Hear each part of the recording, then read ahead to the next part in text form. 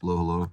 I wanted to make this video real quick. I haven't made a video in a while actually, and it's not about gang stalking. I know normally I make videos about gang stalking. I'm trying more to lean away from making videos on that topic just because I don't know, it kind of bums me out. Like, it kind of bums me out even just talking about gang stalking over and over and over. So I think I'm gonna just stop making videos about that. This is a little bit different. I wanted to make this video real quick to talk about the different kinds of empaths. And this is just something I was thinking about yesterday in terms of different kinds of empathy. And more specifically, dark empathy, right? You know, there's this term around called dark empath. And I feel like there's a lot of misunderstanding in regards to what someone who quote unquote is a dark empath, someone who is a dark empath, or someone who is a dark empath, what they really are. And I wanted to speak about this more from my perspective, from my own experience. A dark empath is like an empath. I mean, it's really just there in the word, right? It's there in the description. A dark empath is essentially an empath who's become dark. Obviously, it's a little bit deeper than that. But a dark empath is just someone who is an empath who's chosen to become dark. And it's not necessarily an unhealed empath, because an unhealed empath and a dark empath aren't necessarily the same thing, just because an unhealed empath can still be light, right? It's just that they're in an unhealed empath becomes a dark empath. And a healed empath, a fully healed empath becomes a super empath. So you see how there's different verbiages. That's not even a word. There's different ways, different paths for an empath to go, right? As an empath, there's different ways, the same way as a human, bro. Empaths, at the end of the day, they're still humans, right? Empathetic individuals are still humans. And they can also go down their own path with this gift of empathy, this added gift of empathy, and they can use it for good or they can use it for bad. Some empaths, bro, they just don't use it at all. You could say that's a dark empath, someone who's just decided to become more apathetic, right? They repress a lot of that natural instinct to empathize with others, to understand others, to understand others. But it's just different paths. When it really comes down to it, it's different paths, right? An unhealed empath can stay an unhealed empath for a long time. Maybe even their whole life. An unhealed empath can stay an unhealed empath.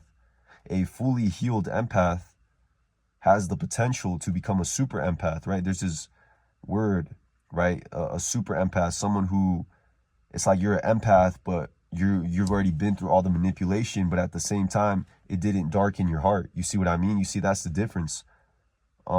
It didn't darken your heart. It actually widened your ability to feel compassion, right? Like all these narcissists that you might have dealt with, you know, all these individuals who manipulated you and gaslit you and drained energy off of you, right?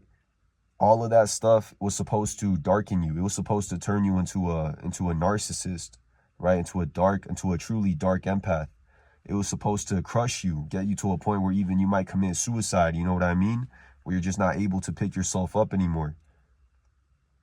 But a healed and unhealed empath can go from that state into healing their wounds and healing their heart. That's really what it comes down to, bro. It comes down to healing your heart, right? As an unhealed empath, you need to heal your heart, and you need to do it yourself, bro. And I know this might be difficult to hear, but as an unhealed empath, you need to heal yourself before you can heal other people. You can't be out here as an unhealed empath looking for healing with other individuals, bro. You can't be out here looking for relationships, right? Because think about, I know what you're looking for. You're going into these relationships trying to find someone who's going to understand you, bro. Someone who's going to understand you from the inside out. Someone who's going to heal you the way you healed other people. It's like you're waiting for someone to come heal you, someone to come save you, but no one's going to do that, bro. No one's going to do that for you. You need to learn. You need to heal yourself. And a lot of that is just rest. It's just isolation, bro. It sounds like It sounds easy, but it's not easy, man. But a lot of it is isolation. A lot of what heals you is isolation, right? Mindful isolation, spending time with self, right? Recuperating with self, regaining a lot of your sensitivities that were maybe lost, right? And if you are down the path of a dark empath, then you know that also isn't necessarily the worst thing in the world. You know, a lot of empaths out here, you know, they can come across like they're dark empaths, but they're not really dark empaths. They've mastered the skill of emotional emotional suppression, emotional control, right? So almost like a stoic, it's like a stoic empath. It's like an empath that has learned how to become stoic. They've learned how to suppress their emotions, right? How to hide their emotions. That's a better way of putting it. They've learned how to hide their emotions. They're much more selective of who they give their empathy to, right? They see through people. You see through people. You see through the smile. You see, it's very scary, bro. It can be a scary thing, bro. I was watching a video the other day and it was just a title, but the title was why people are afraid of empaths. And I didn't even watch the video, but I could just tell by the title, I knew what it was going to be about.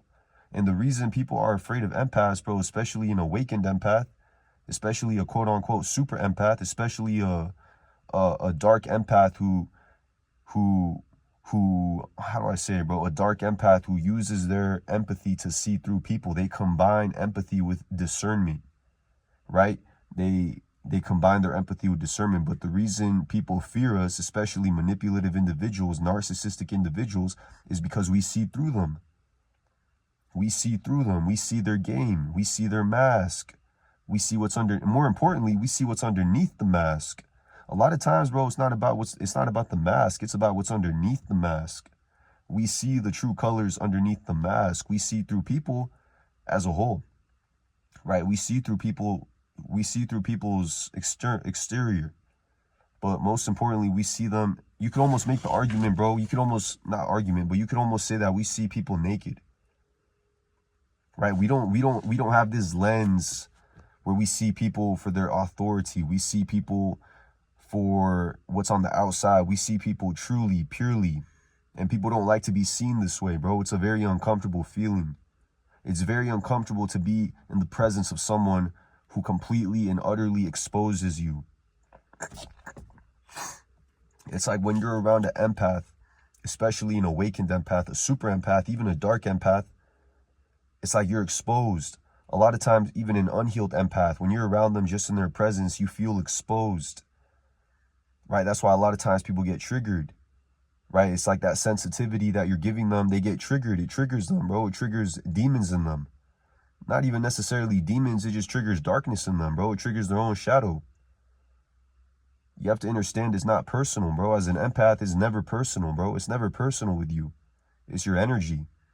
It's your ability to see people purely, and it's not just the fact that you see them, bro. You see them, you give them the benefit of the doubt, bro. It's like this unconditional love. You have this potential to radiate unconditional love that to the point where you can even love a narcissist, bro. Think about how crazy it is that you as an empath can love a fucking something that's like essentially demonic. Because that's what a narcissist is, bro. A narcissist is something that's essentially demonic. A human being that's essentially like demonically filled.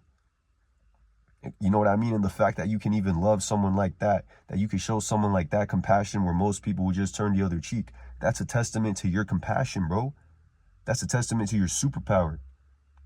So like imagine if all empaths combine this superpower of extreme, unconditional compassion, understanding, and love, and you combine that with razor sharp discernment. Imagine if you combine the two, bro. That makes you dangerous. That doesn't just make you dangerous against regular people, bro. That makes you dangerous against systems. That makes you dangerous. That makes you a threat. You have to understand, bro, us empaths, a lot of us, we're threats. We're threats, bro. We're spiritually awakened. We're threats. We're threats to the foundation of this matrix, which is what? Built on division. It's built on hatred. It's built on corruption. So they can't have no empaths out here waking up. They can't have no empaths out here waking up, awakening other people with just a mere look in the eye.